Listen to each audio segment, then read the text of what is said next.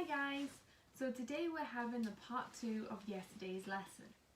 If you found yesterday you were working with your K3 child and they knew all of the shapes with ease and the activity just didn't seem challenging, I'd like to ask that you don't go on with this activity.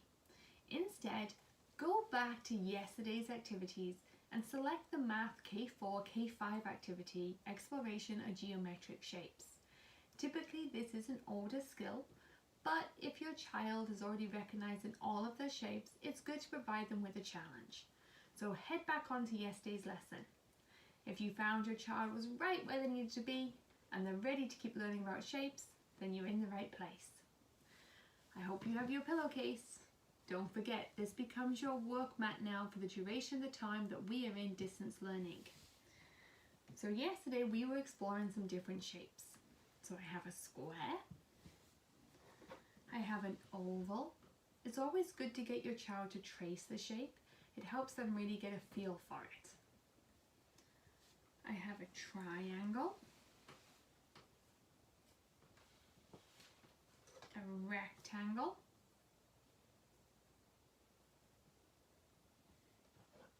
a heart,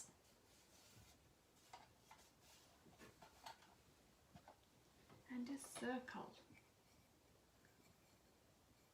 Ariana's going to be helping me demonstrate the next part of today's activity. So we're going to be making a shapes book. Now at school we would normally use a small table to work on or a board. So for today I'm going to give Ariana the Eureka Math book. It's nice, thick, sturdy, and it acts as a board. On each piece of paper she's going to be drawing one of the shapes. So I'm just going to go ahead and fold that in half because we're going to be making this into a book. Don't worry if you don't have a stapler. If you just give it a nice tight crease, it will be absolutely fine for now. Okay? So Ariana's going to go ahead and she's going to open the first page. And she's going to pick one of the shapes. So Ariana, you're going to trace the shape. You're going to draw around it. You're not going to draw it freehand. Oh, so like I grab it and trace it? Alright. So I am choosing the hat. Oh my gosh. Let's see if it fits on the paper. Oh, too big. So sad. But too bad. Don't worry, we'll do it on the back page. Pass me the oval, please. There you go. So while your child traces around each shape on the papers, you're going to go ahead and write the name of the shape underneath. And then you're going to ask your child to decorate the shapes. They can decorate them any way they want to. They could even use glitter and glue. It really doesn't matter. This is their book. They can be as creative as they want.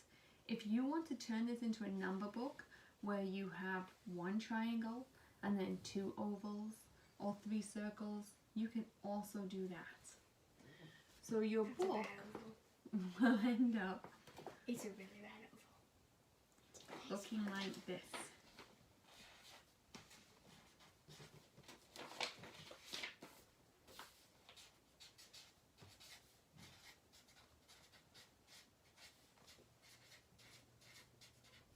So on the front you have my shape book. Remember to write in upper and lowercase letters, okay? So not just all uppercase letters. Then when you open up the page, you can help your child point to the word, oval, and then trace the oval shape with their finger. This also helps them with reading skills later on to identify that words have meaning. Now each page will have a different shape on it. And you can go ahead and complete all the pages and just let them be creative with them. Take the time to have the child read the shape book back to you. And then when daddy comes home from work, have them read it to daddy. And maybe the older sibling finishes their online learning, have it read to the older sibling. And you know what my little girls really like to do? They like to even read it to the dog. Okay? So use all your family members and enjoy the book. Good luck!